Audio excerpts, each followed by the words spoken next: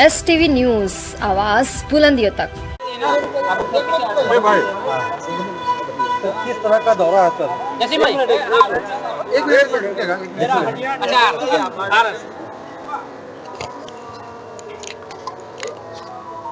नहीं, हिंद सेना की जो एक युवा ऊर्जा को एक चैनलाइज करने के लिए जो एक पार्टी का गठन किया है, युवा शक्ति को चिन्हित करने के लिए मैं हर गली में, हर गांव में, हर मोहल्ले में घूम रहा हूँ। आज मैंने जोकीहाट के हर क्षेत्र में, हर चौराहे पे मैं गया, मॉर्निंग 10 बजे से घूम रहा हूँ और युवाओं से बात की है, युवाओं के बारे में जाना है, उनकी क्या समस्या है, उनका क्या कहना है वो सुना है और मैंने उनको प्रोत्साहित किया है कि आप हिंद सेना को एज अ जवान के तौर पे ज्वाइन कीजिए और बिहार के आने वाले 20 साल में दशा और दिशा बदलाव में सहभाग कीजिए। आपको कोई सवाल है? और अभी इलेक्शन आने वाला है, तो अभी इसके लिए कुछ आपके पास है? बस अभी संगठन को मजबूत कर रहे हैं। इलेक्शन से पहले बताया कि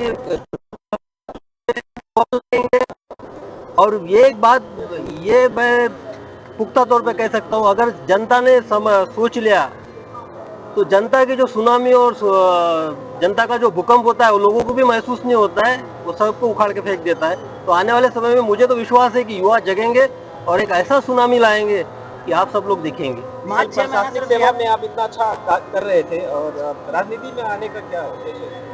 प्रशासनिक सेवा में मेरा व्यक्तिगत तौर पे तो मैं और आगे बढ़ सकता था। व्यक्तिगत तौर पे मेरा आईजी से, अभी आईजी के पद से मैंने त्याग पत्र दिया था, तो एडीजी बन सकता था। आगे और भी मेरे सामने और एजेंसीज में काम करने का मौका था, लेकिन मैंने पहले बताया कि मेरा जो नाम है शिवदीप, ये मेरे माँ पिताजी ने दिया है मुझे, और लेकिन उसका जो वजूद है, वजूद जो दुनिया के सामने रखा है वो बिहार के धरती ने में रखा है, बिहार की भूमि ने रखा है।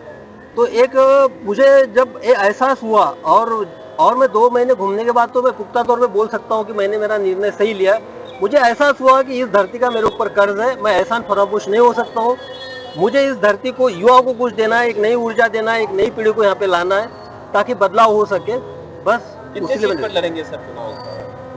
मैंने तो उसी दिन, जिस दिन पार्टी फॉर्मेशन हुआ, कि 243 सीट पे हम लड़ेंगे, लेकिन उसमें जो फोकस एरिया है, जहाँ जहाँ पे मुझे उजाड़ दिखती है मेरे प्रति, वो हमारा ज़्यादा से ज़्यादा फोकस एरिया रहेगा।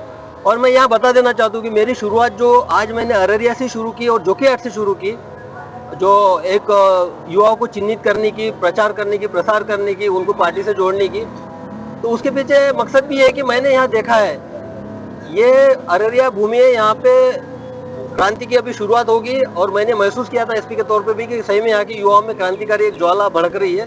तो बस उसी को चैनलाइज करने निकला हूँ। गठबंधन भी करेंगे? मेरे विचार तो एकदम निष्पक्ष है। मेरे मेरे पार्टी का फाउंडेशन है वो 3 पिलर पे है, जो मेरा यूनिफॉर्म में भी था। पहला था कि इंसानियत यानी मानवता, मेरे इसमें कोई जाति, धर्म, कोई कास्ट पॉलिटिक्स वगैरह नहीं है। दूसरी बात है कि न्याय में मैं बिलीव करता हूँ।